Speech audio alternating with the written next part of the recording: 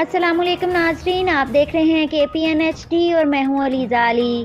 तहरीके अदल इंसाफ के जुमला मेंबरान ने इज्तिमाई तौर पर इंतहाई गम और गुस्से का इजहार करते हुए मीरपुर के वाक़े में मुलव्वस मुजरिम की दयानतदारी से तफ्तीश का मुतालबा कर दिया।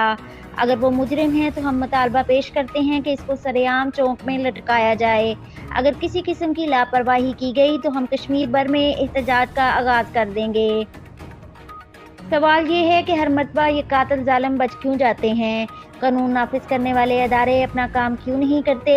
इसने दो बड़े जुर्म सरेआम किए। नंबर 1 ज़्यादती, नंबर 2 मुफाद परस्ती के दौर में जो लोग दीन मतीन की खिदमत कर रहे हैं, इनके वकार को भी मजरूह किया है। मदरसे को बंद करने की क्या ज़रूरत थी? मुजरिम को लटकाया क्यों नहीं जाता? साल हर साल से अवाम को मायूस क्यों किया जाता है? जिस माशरे में इंसाफ ना हो, क्या वो माशरे तरक्की कर सकते हैं? हम इस जुल्म को हरगिज़ माफ़ नहीं करेंगे।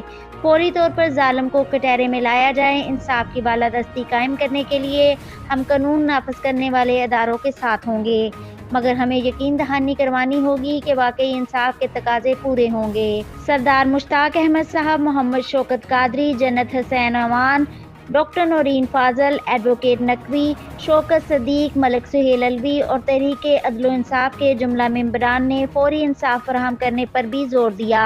मज़ीद न्यूज़ अपडेट्स के लिए देखते रहिए KPN HD।